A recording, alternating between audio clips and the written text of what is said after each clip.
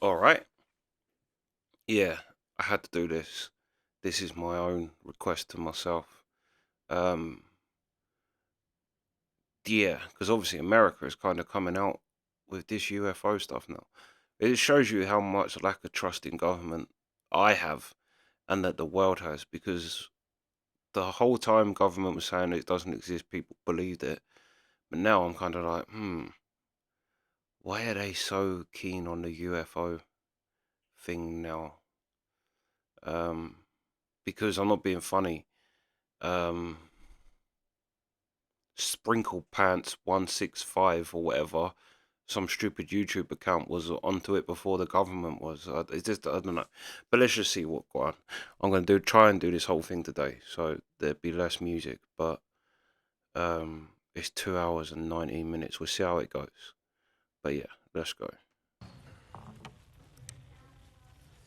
The subcommittee hearing on unidentified anomalous phenomena, or UAPs, will come to order.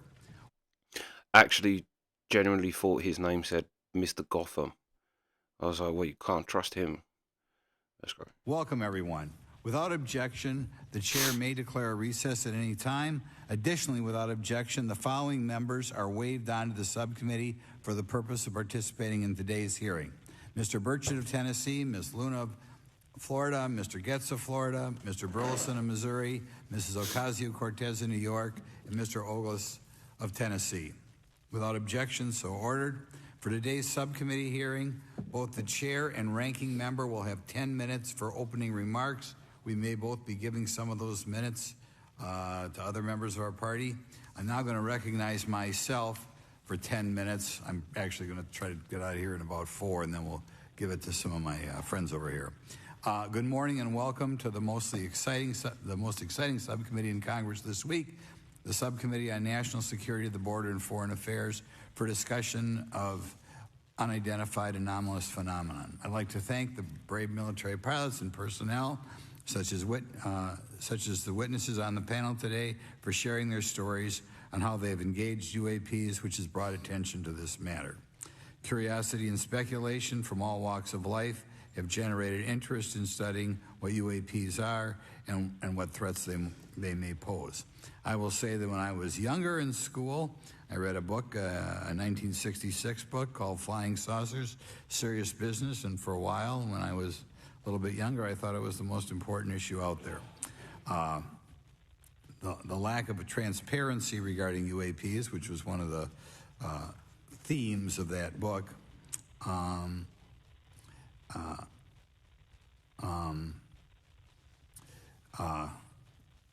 in any event, it's led to interest in studying what UAPs are and what threats they pose. The lack of transparency regarding UAPs has fueled wild speculation and debate for decades, eroding public trust in the very institutions that are meant to serve and protect them, as is evidenced by the large number of people we have here. I also want to point out in 1966, President Gerald Ford claimed to have seen a UFO, and in 1969 in Georgia, Jimmy Carter claimed to have seen a UFO.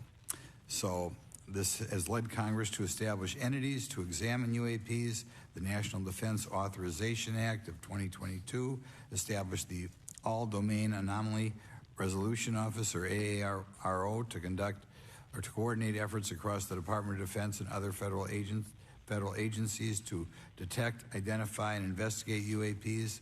However, AARO's budget remains classified, prohibiting meaningful oversight from Congress. In addition to AARO's efforts, NASA is leading an independent study on UAPs that will identify how UAP data is gathered from both civilian and government entities that can be analyzed to shed light on the topic. However, despite these offices being established, there lies a pressing demand for government transparency and accountability that cannot be overlooked, and that's been a problem that's been around for 50 years. The Biden administration handling of the Chinese spy balloon that violated U.S. airspace is one example how the government is not prepared for these. The Biden administration's description of events has shown that the government continues not to be forthright. Between the Chinese balloon being shot down and 2 UAPs subsequently shot down following the event earlier this year, the U.S. government spent $1.5 million in taxpayer dollars on missiles, yet we have seen little clarity from the Biden administration. We must demand transparency from the Department of Defense, our intelligence community, and our defense industry on the UAP work. We're going to ask some questions about that today. Congress recognizes the subject of UAPs as multifaceted and requires a careful, data-driven approach. Today, we'll see clarity from these witnesses' testimonies, or we'll seek clarity as to what can be done to improve reporting for military and civilians and remain committed to objective inquiry. Congress should work to ensure that knowledge is not driven by fear. Today, we are not just debating the existence of UAPs, we are deliberating on the principles that define our republic, which is a commitment to transparency and accountability. I look forward to hearing from our witnesses today about ways we can improve government efficiency and openness when it comes to UAPs. I thank each of you for your presence here today. This is kind of crazy because I used to watch, like, I've watched so much stuff on UFOs. I've watched lectures and and I used to watch these lectures and it would just be in wherever, do you know what I mean? It kind of wasn't taken seriously. It's kind of mad to see this now, like, in Congress being spoken about. Yeah, let's go. And for your dedication to safeguarding the interests of the American people. I look forward to your testimony. Now I'm going to turn it over for 2.5 or 3 minutes to Representative Burchett from Tennessee. Thank you, Mr. Chairman. Thank you all for being here. I want to thank everybody for making this happen today, and I want to remind everybody this is a nonpartisan issue. This has nothing to do with party politics. I think the cover-up goes a lot deeper than that. I also want to thank my colleagues, Representative Anna Paulina Luna, sitting beside me here, Jared Moskowitz. See, this is the thing, and this is the thing that conspiracy. What he just said there is kind of eyebrow raising, because he just said it goes deeper than party politics, which conspiracy theorists think now that they are starting to do this because people have been saying that it's fake. I think it's actually, I saw Eddie Bravo talk about it, saying that space has been faked for years and they're going to fake an alien invasion because that would be something that, and it, because there used to be a English comedian, Jason Manford from Manchester, and he used to do a joke that says we humans hate people just a little bit further away. He's like for example, up north in our country, you have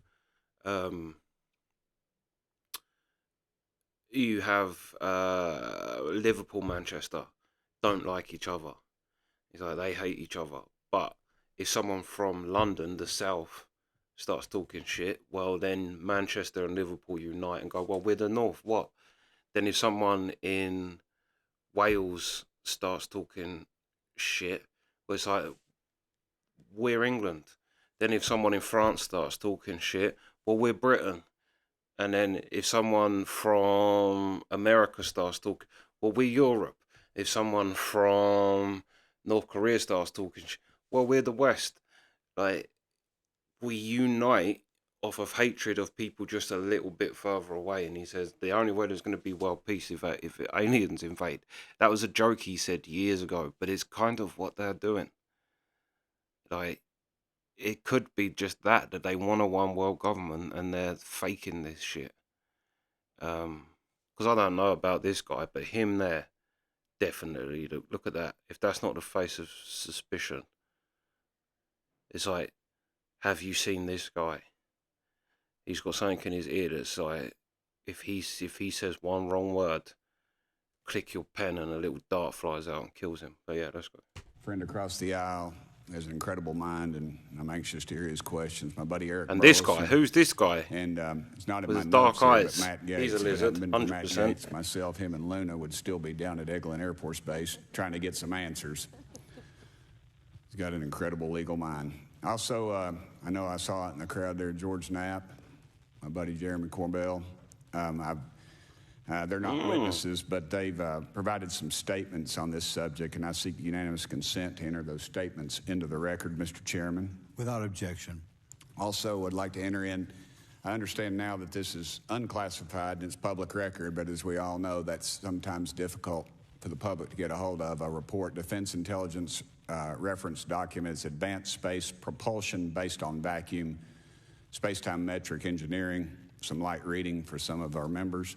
Without objection. Thank you. Mr. Knapp wrote, since 1969, the position our military has been that UFOs pose no threat to national security and are not worthy of further study. I'd say that's the biggest understatement of the decade. He also goes on to talk about the dismissive attitude. It's at odds with what was revealed in documents, reports, and internal memos. And Mr. Cabral says, as he writes these words, the UFO is emerging as a major topic of global importance. I can state that as a fact. Out there, I met a fellow who came in here all the way from Denmark to be here for this meeting. So this is huge. This is worldwide. I think we suspect what's going on, but I'd also like to thank the members of Congress who have supported our efforts to make this hearing happen. Some have even confided to me that they've had UFO sightings of their own. Those members, of course, some of them wish to remain anonymous, and I'll keep it that way. But also, finally, I'd like to thank these three brave witnesses here. They took an oath. They took an oath to uphold the Constitution of the United States, and dadgummit, they're doing it. And we owe them a debt of gratitude.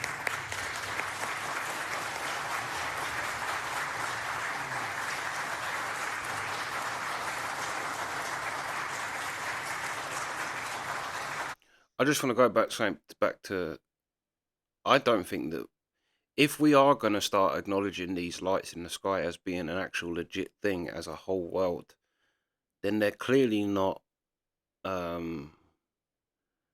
threat. They're a threat in the sense that they're so advanced, but they're clearly not a threat because they've clearly been here a while and they clearly have the ability to take over if they wanted. But they don't, and they haven't. They just seem to be, you get a little snippet of them every now and then. So if they are there and they're as advanced as they seem to be, doing things like that defy the laws of physics, they can't be that much of a threat. They must just be like, maybe doing research like we do to animals in the jungle. They're kind of doing to us as a whole living organism that is Earth, like how everything interacts and how humans, like, because imagine if we, because there's unexplored parts of, say, like the Amazon. Imagine if you went there and there was these monkeys that kind of had their own technology and had this whole culture that you was unaware of. I mean, us being us would probably kill them all, but you know that we would definitely want to research and watch what, like, say if, like, you take an actual legit monkey and then all of a sudden, like, there's pyramids and there's things and these monkeys is all doing it and they're not, it's just the monkey world. They're talking to each other. They're caging creatures and charging people to, we are definitely interested to an alien race to be like, oh, look at these monkeys, look what they're able to do. But yeah, that's right. Y'all quit clapping, you're cutting in on my time. Just kidding. These folks, they've got nothing to gain from this, and I think you're going to find out that they've endured quite a few slings and arrows. We need to remember them in our prayers and their families. And I'm thankful to them for their honest testimonies. They have done interviews and appeared in documentaries like Accidental Truth to get their stories out there.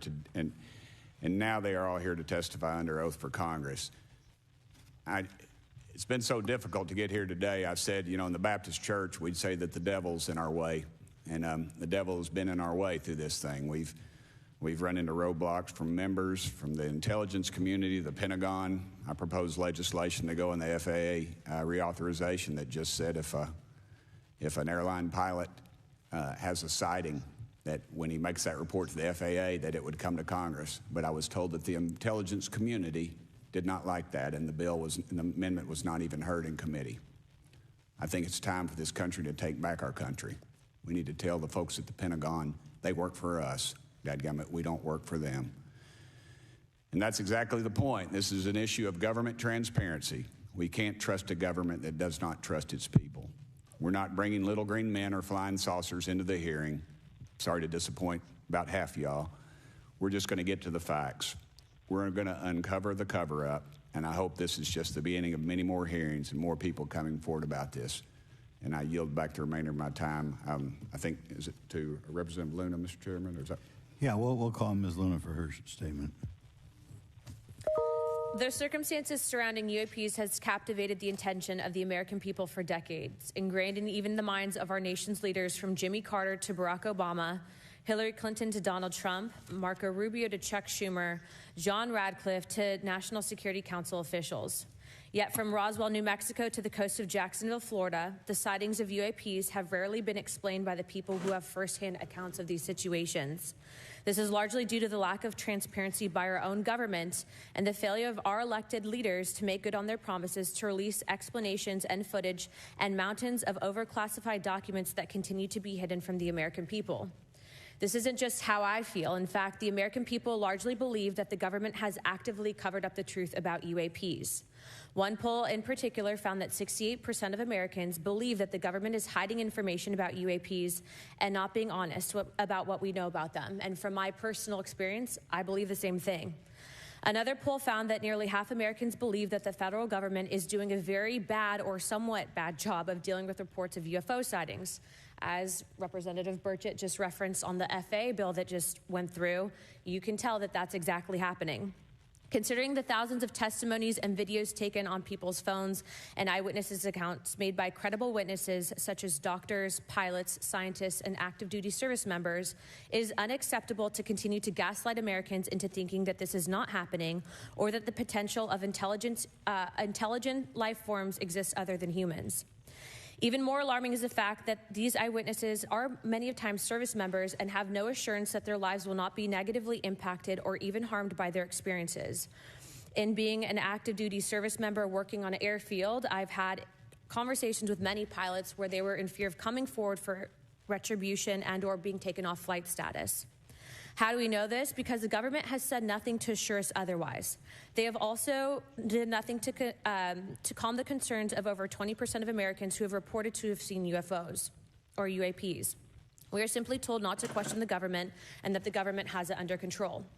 Today is the first hearing of its kind where we will attempt to get down to the bottom of what is actually happening with UAPs. But we will hear from people who have had personal sightings rather than Pentagon bureaucrats who have always been sent to stonewall our investigations. Just so that the press knows and the people know, we were even denied access to a classified briefing in a SCIF prior to this hearing due to the amount of hoops that we had to jump through to grant temporary clearance to witness Grush, who has knowledge of classified information. It is time to have an open-minded discussion on this topic, to hear the evidence and understand the magnitude of what this means not just for our nation, but for humanity. Thank you, Chairman. I yield back the rest of my time. Thank you very much, and I'd like to thank you and Mr. Burchett for bringing this topic to my attention. Now we'll recognize National Security Subcommittee Ranking Member Garcia for 10 minutes. Well, thank you, Mr. Chairman, and I want to thank first our witnesses for joining us today. I want to begin by thanking you all for your service to our country and for sharing your voices today and your courage to be here as well. To Mr. Graves, particularly grateful to you to spend some time that we had for you to share with candor some of your experiences, so I appreciate that as well. I do want to thank all the members of our subcommittee today and also those that are here and have waved on for their incredible interest in this issue, particularly to Congressman Burchett. I know that your leadership has brought us to this place today, and I want to thank you for that, as well as everyone else that's been engaged in this work. I also want to thank the oversight staff, who I know has been working very hard to ensure that today's hearing is serious, that it's transparent, and that it also provides appropriate answers, as our oversight body always demands. Now, it's really important that we're here in a bipartisan way to have this conversation, which really, to the heart of it, is about national security and key to the subcommittee's core purpose. This is the subcommittee on national security of the Oversight Committee. Now, our witnesses will testify today that UAPs have posed a serious safety threat, and we must understand this. More broadly, we're dealing with real questions that get to the heart of our faith in government.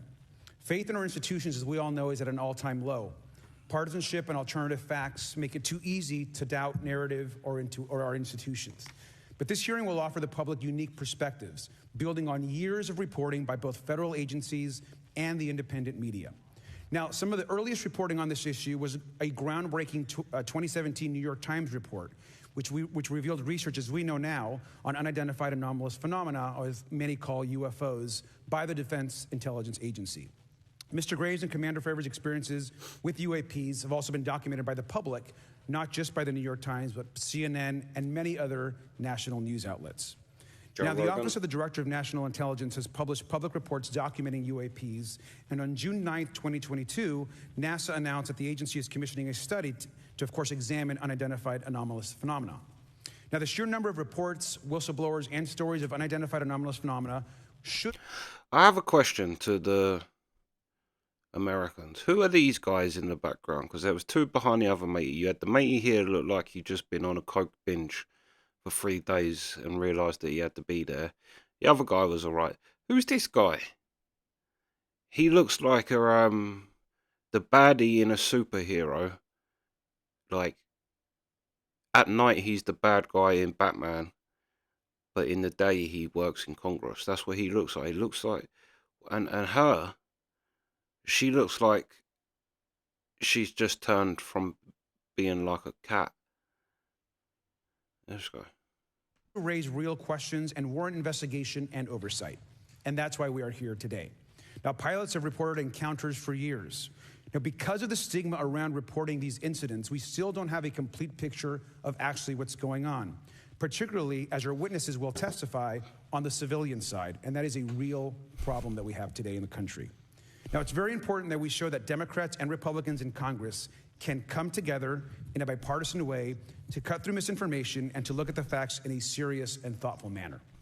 If we are to advance oversight and public disclosure, we must also gain the broad support of the public. We will succeed getting facts out to the public faster if there is a broad public support as part of the process. Now, I understand fully the Department of Defense is hesitant to share information that could also undermine our national security by revealing information on the capabilities of our own aircraft, our sensors, and other sensitive material. At the same time, many people believe that we're withholding information from them, and that is dangerous also. I believe in openness and transparency.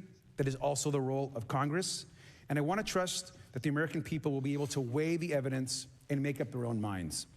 Now, we have incidents where sensors, sometimes even multiple types of sensors, detect things that we cannot explain. UAPs, whatever they may pose a serious threat to our military or civilian aircraft, and that must be understood. Now, my career and training as a longtime and career educator and teacher and researcher tell me that we should never rule anything out. We know that our space, of course, is vast and undiscovered. I also want to note that Mr. Sean Kirkpatrick, director of the All-Domain Anomaly Resolution Office, the component of the DoD office that investigates UAP data, has testified before the Senate this year that his unit has found no evidence of extraterrestrial activity. NASA has also stated that they don't have evidence of extraterrestrial life either, and we've heard this, of course, from some of our government agencies.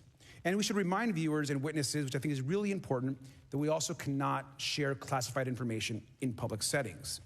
But questions, of course, remain that people want to see data and information for themselves. The enormous interest in the hearing today underscores the importance of a fair and open look at the evidence from witnesses who can share their unique perspectives. Now, I know I certainly have a lot of questions, and I know that all the members of our committee do as well. We should come to this hearing with an open mind, and we should not let our existing ideas restrict us on either side. I hear over and over from many agencies the stigma around reporting and investigating UAPs prevents us from getting real answers. We know that whistleblowers have reported harassment, intimidation, or stigma as well, and this is not acceptable. If people can't report incidents which would have national security or safety implications, then that also has serious consequences for us. As ranking member of this subcommittee, I know my job would be completely impossible if whistleblowers or others feel intimidated to come before this committee. We can't be afraid of asking questions, and we can't be afraid of the truth. I'm proud to say that this hearing builds upon bipartisan work by members of the House and Senate dating many years back, which is sought to increase awareness within the Department of Defense and to mandate more of Congress of UAPs. We know the Senate is taking up an amendment to their defense authorization bill, which will create a commission with broad declassification authority, and we should all agree that that is an important step. Members of both parties and senior officials in multiple administrations have taken an interest in this issue, and we're proud to carry and build that confidence in the American people. This hearing will also not be the end of this discussion, but a new chapter and start to years and years of work that many folks, both in the public and within government, have been working on. We should encourage more reporting, not less, on UAPs. The more we understand, the safer we will be. We will hear testimony from witnesses today with a long record of service to the American people and with subject matter expertise. Our witnesses have a unique opportunity to share their perspective, insights, and their experiences with the American people. And I encourage all of my colleagues to engage with these difficult questions with an open mind and to follow the facts on behalf of our country. I also just want to say more broadly that we should look at this hearing and believe that everything is on the table as it relates to UAPs. I think an open mind is absolutely the best. I want to yield the 2.5 minutes, the remainder of my time, to the representative from Florida, Representative Moskowitz, for an opening statement. He also has been very much engaged in this issue, and I want to thank him for his leadership. Congressman. Thank you, Ranking Member Garcia. Thank you, Mr. Chairman. Just going to pause there as I need to get a coffee. But yeah, this is good. I can't wait for him to start getting into it. But anyway, yeah, I'll cut it in anyway. But yeah, I need a coffee. Sweet. Jump back into this. Yeah, let's go. I want to thank Tim Burchett and Anna Paulina Luna for their leadership in pushing this hearing forward. I want to thank, obviously, committee staff and their staff working on this on a bipartisan basis because many Americans are deeply interested in this issue, and it shouldn't take the potential of non-human origin to bring us together. Additionally, I want to thank the witnesses for coming forward to share your perspectives, your thoughts, and the sightings of UAPs. Unlike other hearings many times in Congress, you're not here to help a political party, but you're here to share information with the American people. And it's not something that is just going on in this administration. It's something that's spanned many administrations. For decades, many Americans have been fascinated by objects mysterious and unexplained, and it's long past time that they got some answers. The American public has a right to learn about technologies of unknown origins, non-human intelligence, and unexplainable phenomena. Those are not the words of a UFO Twitter account. Though that is a direct quote from Majority Leader Chuck Schumer, that the American public has a right to learn about technologies of unknown origins, non-human intelligence, and unexplainable phenomena. In an interview with Fox News, recent former Director of National Intelligence John Ratcliffe confirmed the U.S. government is aware a lot more sightings of UAPs, and that they have not made that information public. I quote, "There are a lot more sightings that have not been made public," Ratcliffe said to Fox News. For me, this hearing is about transparency. We unfortunately live in a time in which many people distrust government and our institutions, and overclassification of information away from the American public. That's true, because if you go back to even my grandparents' generation, it was pretty much blasphemy to question your government. And slowly over time, it's like you really are an idiot if you believe anything they say. You're an idiot if you believe anything in the media and anything coming from your government. Like that's the way it is now. But yeah, you literally go back 2 generations and whatever the government said was gospel to them people. Or even Congress contributes to today's politics. The American people have regular questions. What are UAPs? How come the media doesn't report more on them? Are they foreign adversaries? Are they U.S. technology? Are they something else? They ask themselves, how come when a Russian jet shoots flares at one of our drones, we have perfect pictures and videos to show the American people and the world, but when it comes to UAPs, nothing? Of course, we must always protect our national security to maintain our superiority, like when stealth helicopters were only rumored to exist, but were used in the Osama bin Laden raid in 2011. But we can't allow that to be used as a shield to keep the American people completely in the dark from basic truths. The American people deserve to hear more about special access programs. Congress has a right to know if there's any unsanctioned weapons development. Satellite imagery that has not been provided to Congress. Congress created the All-Domain Resolution Office in the NDAA of 2022. In its initial analysis, there are 171 uncharacterized UAP reports, and this is the words from the report, that appear to have demonstrated unusual flight characteristics or performance capabilities. I believe more information is known about the 171 instances.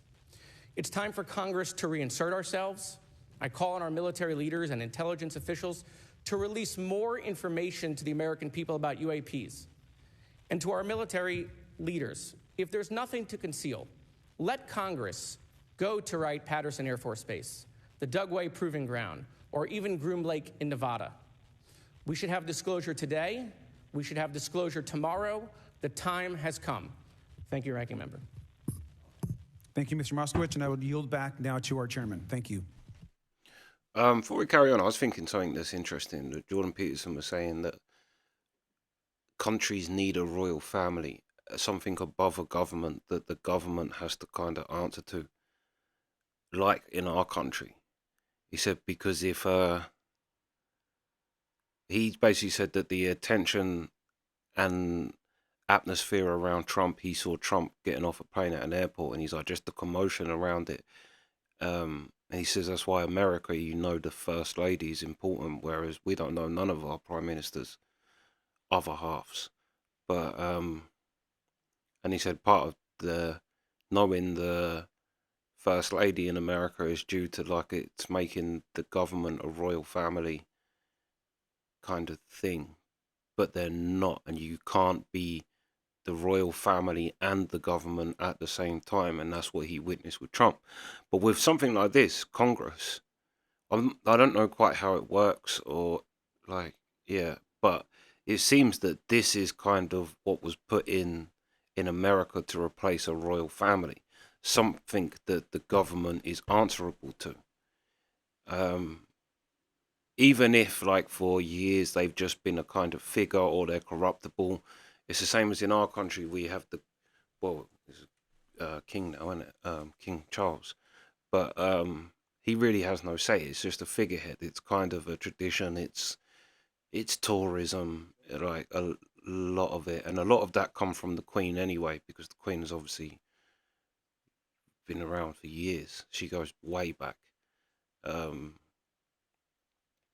But I just thought that was interesting that Jordan Peterson's kind of a bit wrong. That Congress was meant to be, I'm thinking, the royal family to America, if you know what I mean. Not to be on that level, but just like I say, someone that the government has to answer to. That if when the prime minister or president starts feeling themselves, there is someone above them in just about everything, like authority. But yeah, you have to let me know if that's kind of the case. But that's what I'm trying to figure out with Congress, because I don't think we really have that. We have the Houses of Parliament TV, which my nan loved. Not political in any way, but it was like it was like, say in America, it's Jerry Springer before Jerry Springer, or over here, Jeremy Kyle before Jeremy Kyle, but just like a rich people's version. It's just people shouting at each other in our thing. It's hard to listen to, but my nan loved it. She thought it was great that my nan loved the arguments. There's the Stanwell in her. But yeah, let's go. Right, now I'd like to introduce our witnesses. Our first witness is Lieutenant Ryan Graves. He's the Executive Director of Americans for Safe Aerospace. Lieutenant Graves is also a former U.S. Navy F-18 pilot with his own UAP experience. The next witness, David Grush, is a former senior intelligence officer with the National Geospatial Intelligence Agency and was a senior technical advisor for UAP issues. I don't know him, I know the other two. Finally, retired Navy Commander David Fravor, squadron leader who worked as a naval aviator for 18 years. Mr. Fravor has his own UAP experience, known as the TikTok event. I look forward to hearing from all three of you today. Pursuant to Committee Rule 9G, the witnesses will please stand and raise their right hands. Do you solemnly swear or affirm that the testimony you are about to give is the truth, the whole truth, and nothing but the truth, so help you God? Let the record show that all the witnesses answered in the affirmative. You may be seated. We appreciate you all being here today and look forward to your testimony. This is good because I've really only seen Congress Casino. And they will appear in full on the hearing record. Please try to limit your oral statements to 5 minutes. As a reminder, please press the button on the microphone in front of you so that it's on and the members can hear you. When you begin to speak, the light in front of you will turn green After 4 minutes, it'll turn yellow, and the red light, when that comes on, it tells you your 5 minutes have expired. I'll now recognize Mr. Graves for 5 minutes for your opening statement. Thank you. Chairman Grothman, Ranking Member Garcia, distinguished members of the House Oversight Subcommittee on National Security, Representatives Burchett and Luna. My name is Ryan Fobbs Graves, and I'm a former F-18 pilot with a decade of service in the U.S. Navy, including 2 deployments in Operation Enduring Freedom and Operation Inherent Resolve. I have experienced advanced UAP firsthand, and I'm here to voice the concerns of more than 30 commercial aircrew and military veterans who have confided their similar encounters with me. Today, I would like to highlight 3 critical issues that demand our action. As we convene here, UAP are in our airspace, but they are grossly underreported. These sightings are not rare or isolated, they are routine. Military aircrew and commercial pilots, trained observers whose lives depend on accurate identification, are frequently witnessing these phenomena. I know it's Jim Norton, it doesn't really matter, but I listened to Jim Norton and I felt like doing a video of just being like, Jim is so dumb when it comes to this conversation. Because he was like, and I've heard other people say it, not just him, but people say the footage of the military capturing something flying across the surface quick and doing erratic movements, and he's like, and Jim Norton was like, oh, it's just some guy with, it's obviously just a balloon.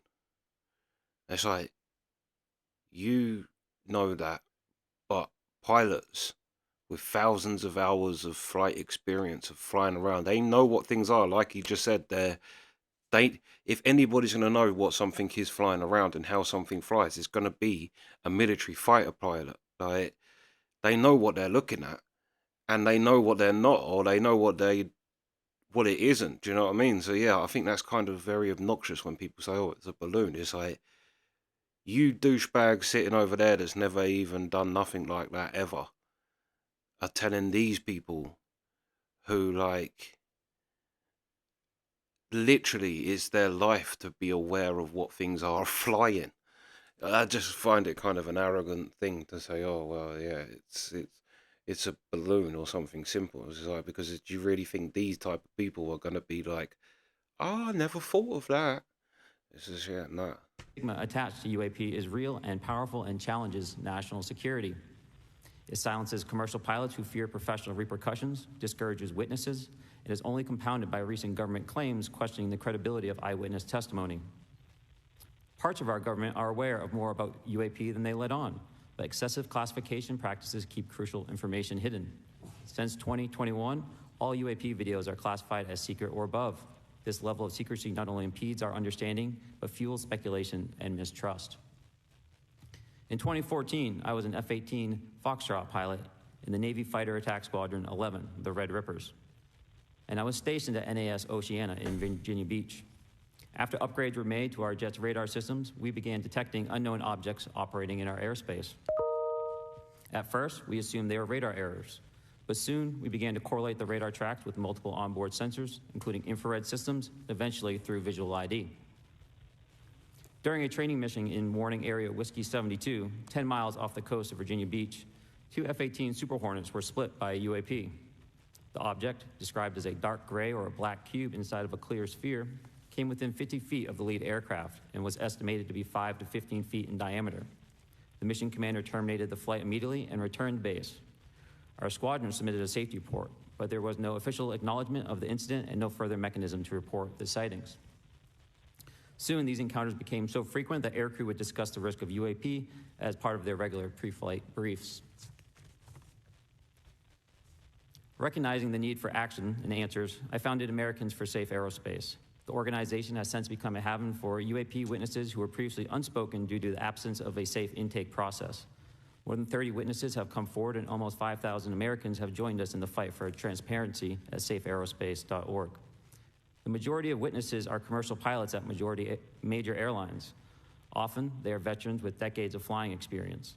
Pilots are reporting UAP at altitudes that appear above them at 40,000 feet, potentially in low Earth orbit or in the gray zone below the Kármán line, making inexplainable maneuvers like right-hand turns and retrograde orbits or J-hooks. Sometimes these reports are reoccurring, with numerous recent sightings north of Hawaii and in the North Atlantic. Other veterans are also coming forward to us regarding UAP encounters in our airspace and oceans. The most compelling involve observations of UAP by multiple witnesses and sensor systems. I believe these accounts are only scratching the surface, and more will share their experiences once it is safe to do so. In closing, I recognize the skepticism surrounding this topic. If everyone could see the sensor and video data I witnessed, our national conversation would change. I urge us to put aside stigma and address the security and safety issue this topic represents. If UAP are foreign drones, it is an urgent national security problem. If it is something else, it is an issue for science. In either case, unidentified objects are concerned for flight safety. The American people deserve to know what is happening in our skies. It is long overdue. Thank you. Do you know what as well? What I said earlier, that I don't think it's a threat. I understand now, seeing someone like him, and I think I've watched kind of like half the jar. I've watched the whole of the other one, Commander Fravor. But thinking the way that the military looking at it as an air safety thing, I kind of thought was a bit stupid because they're obviously not a threat. But if you are actually having, like, that must be a daunting thought if you actually are flying things and are encountering these things that just are so weird and inexplicable when you have, yeah, just think of being like, you know, you're going to go and do a test run, but you're thinking, am I going to encounter this thing that it's what we fear the most is the unknown. And yeah, so now hearing him kind of put it in that kind of way, I understand the air safety thing. Not air safety is in their threat and going to take over the world, but just kind of what is it? I want to know what I'm kind of dealing with here. Like, I don't know. And I'm an expert and I don't know. But yeah, let's go. Mr. Grush? Mr. Chairman, ranking members and congressmen, thank you. I'm happy to be here. This is an important issue, and I'm grateful for your time. My name is David Charles Grush. I was an intelligence officer for 14 years, both in the U.S. Air Force, both active duty, Air National Guard, and Reserve, at the rank of major, and most recently from 2021 to 2023, at the National Geospatial Intelligence Agency, NGA, at the GS-15 civilian level, which is the military equivalent of a full bird colonel. I was my agency's co-lead in unidentified anomalous phenomena and transmedium object analysis, as well as reporting to the UAP task force, UAPTF, and eventually, once it was established, the All-Domain Anomaly Resolution Office, AARO. I became a whistleblower through a PPD-19 urgent concern filing in May 2022 with the Intelligence Community Inspector General. Following concerning reports from multiple esteemed and credentialed current and former military and intelligence community individuals that the U.S. government is operating with secrecy above congressional oversight with regards to UAPs. My testimony is based on information I've been given by individuals with a long-standing track record of legitimacy and service to this country, many of whom also have shared compelling evidence in the form of photography, official documentation, and classified oral testimony to myself and my various colleagues. I have taken every step I can to corroborate this evidence over a period of 4 years while I was with the UAP Task Force and do my due diligence on the individual sharing it. This is because of these steps, I believe strongly in the importance of bringing this information before you. I am driven by a commitment of both to truth and transparency, rooted in our inherent duty to uphold the United States Constitution and protect the American people. I'm asking Congress to hold our government to this standard and thoroughly investigate these claims. But as I stand here under oath now, I am speaking to the facts as I've been told them. In the U.S. Air Force, in my National Reconnaissance Office, NRO, reservist capacity, I was a member of the UAP Task Force from 2019 to 2021. I served at the NRO Operations Center on the Director's Briefing staff, which included the coordination of the Presidential Daily Brief and supporting variety of contingency operations, which I was the Reserve Intelligence Division Chief backup. In 2019, the UAP Task Force Director asked me to identify all special access programs and controlled access programs, also known as SAPs and CAPs, we needed to satisfy our congressionally mandated mission, and we were direct report at the time to the DepSecDef. At the time, due to my extensive executive level intelligence support duties, I was cleared to literally all relevant compartments and in a position of extreme trust, both in my military and civilian capacities. I was informed in the course of my official duties of a multi-decade UAP crash retrieval and reverse engineering program, to which I was denied access to those additional read-ons when I requested it. I made the decision, based on the data I collected, to report this information to my superiors and multiple inspectors general, and in effect becoming a whistleblower. As you know, I've suffered retaliation for my decision, but I am hopeful that my actions will ultimately lead to a positive outcome of increased transparency. Thank you, and I'm happy to answer your questions. Thank you. Commander Favor? I'm going to pause it there. Yeah, that's interesting, because that's like, because I know, yeah, the two on the end, but I didn't know him. And he's actually had someone say a crash happened 10 years ago, and that gives validation to, what's his name? Bob Lazar. Because it is crazy how Bob Lazar knew that element that got discovered recently. And he talks about back engineering.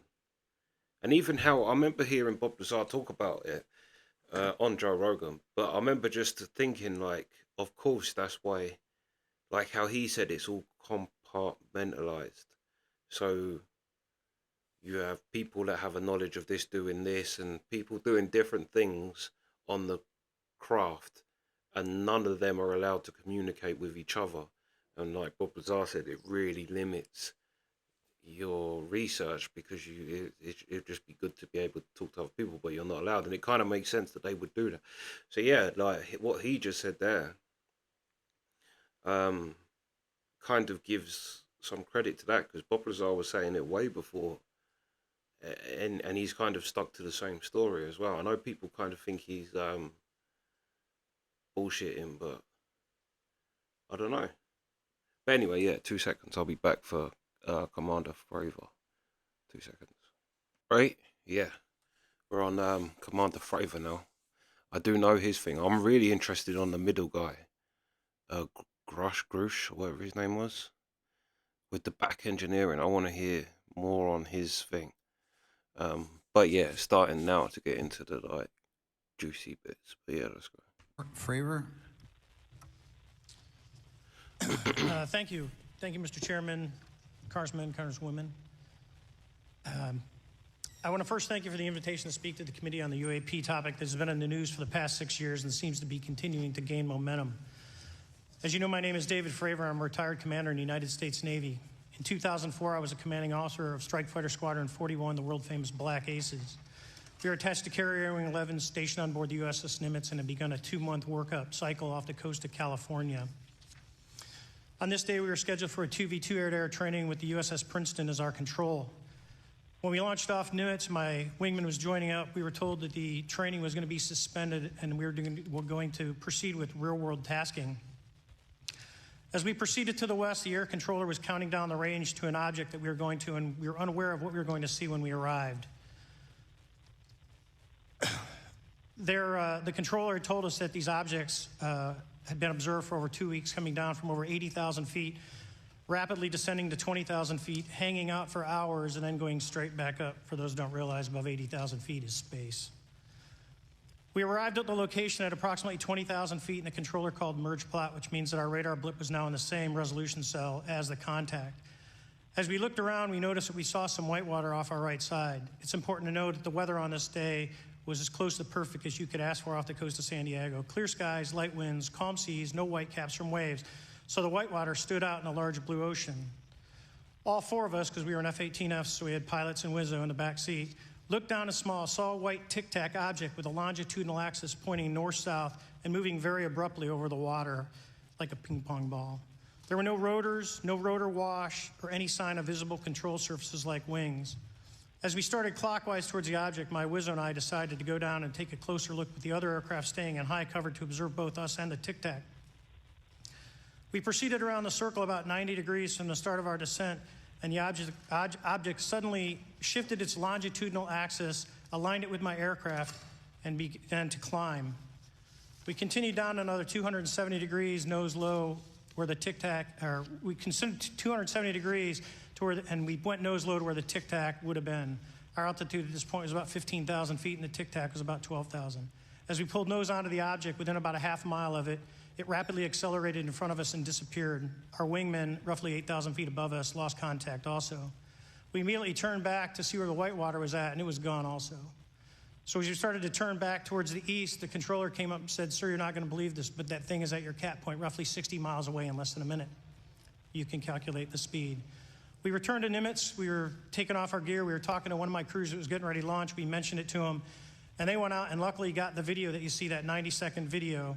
What you don't see is the radar tape that was never released, and we don't know where it's at, of the active jamming that the object put on an APG-73 radar, and I can get into modes later if you're interested. What is shocking to us is that the incident was never investigated. None of my crew were ever questioned. Tapes were never taken, and after a couple days, it turned into a great story with friends. It wasn't until 2009 until Jay Stratton had contacted me to investigate. Unbeknownst to all, he was part of the ATIP program in the Pentagon led by Lou Elizondo. There was an unofficial official report that came out that's now on the internet. Years later, I was contacted by the other pilot, Alex Dietrich, and asked if I'd been contacted, and I said no, but I'm willing to talk. I was contacted by Mr. Elizondo, and we talked for a short period of time, and he said we'd be in contact.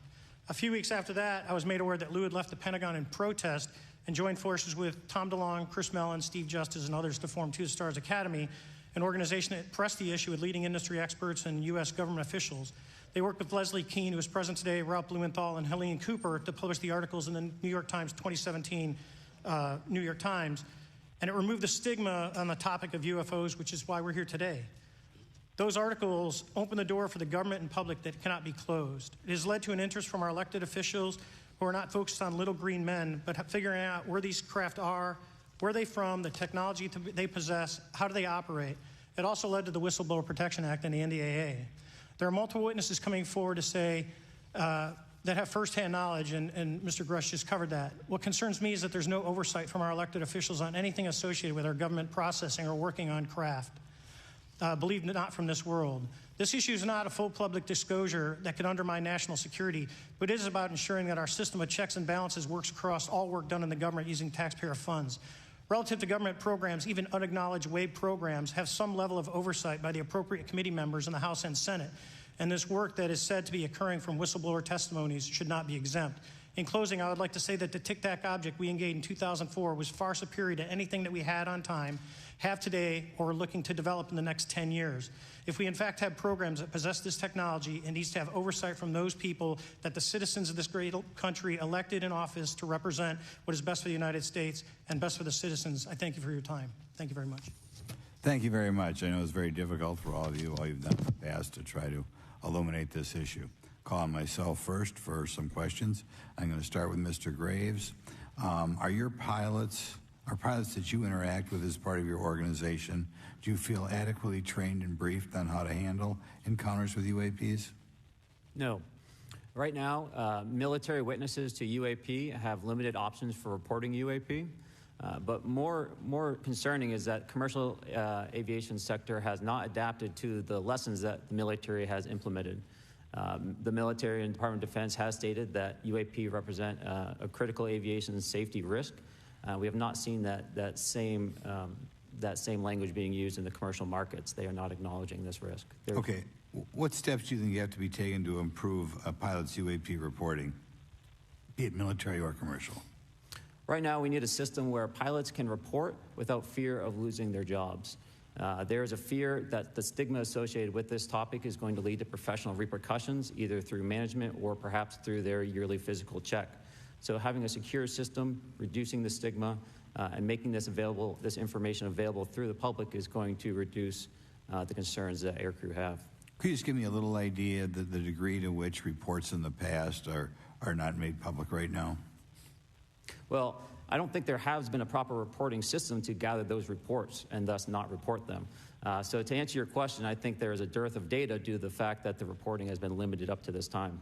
Could you tell me why you believe it's, kind of to play the devil's advocate, a reason why some of this stuff should not be available to the public? There's certainly some national security concerns when we use our advanced sensors and our tactical jets to be able to identify these objects. However, there's no reason that the objects themselves would be classified.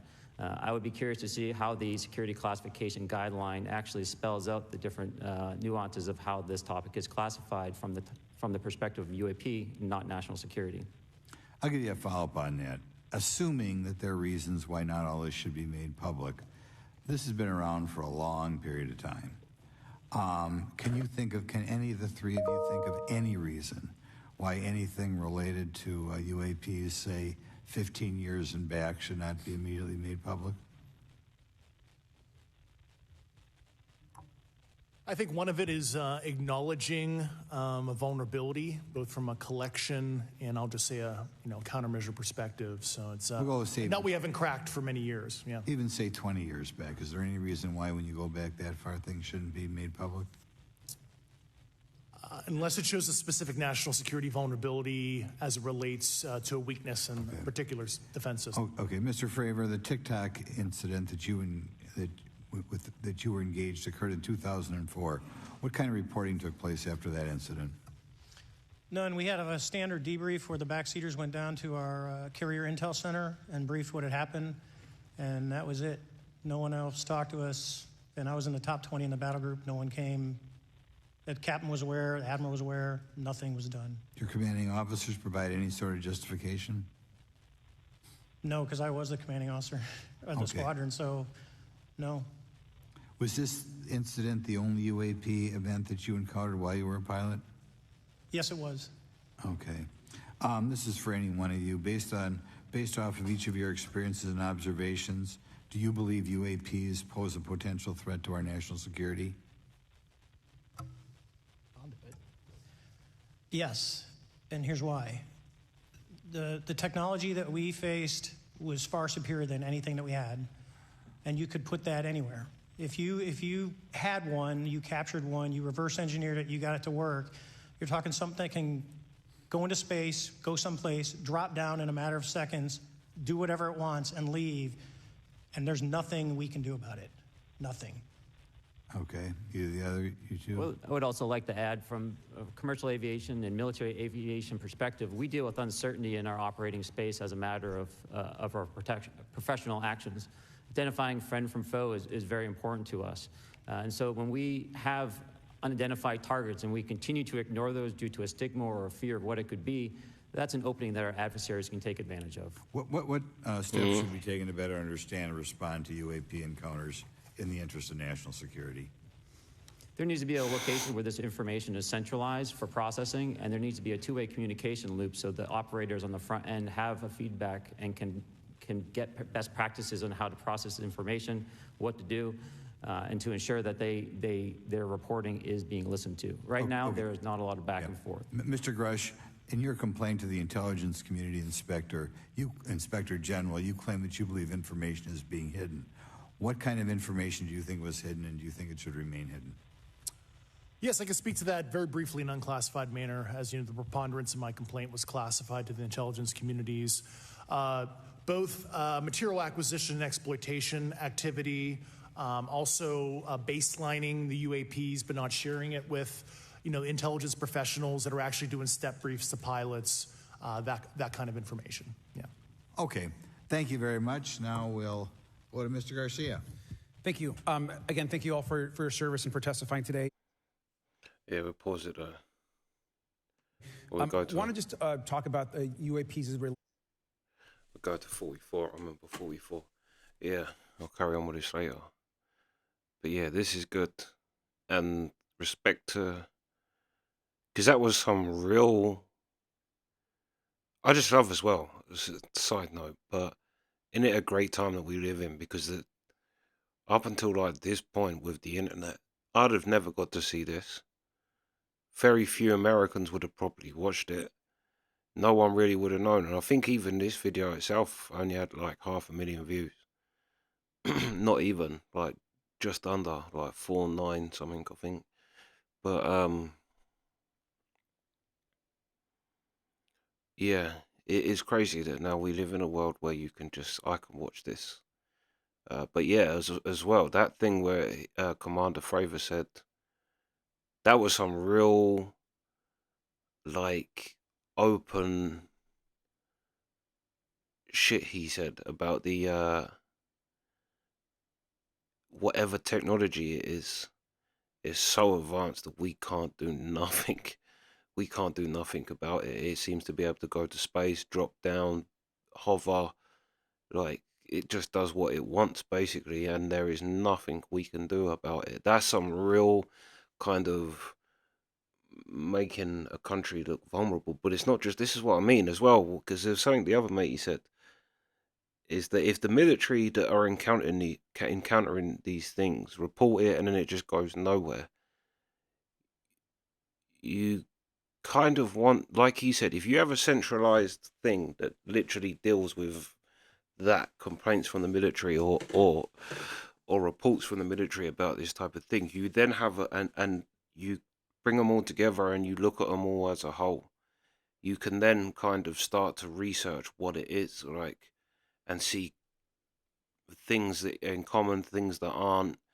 Um, do you know what I mean? Like you can actually have a body of something to research, and like they said, then give that back to the military and say this is kind of yeah. We even need more research, so keep your eyes open for anything out of the ordinary. But yeah, yeah, that was this is definitely interesting. And I am carrying on. I'm planning to finish this whole thing today so I can get back to like music and that tomorrow. But I just had to do this because it's very interesting. It's a very interesting time we live in these days. But yeah, that's the reactions. Sweet.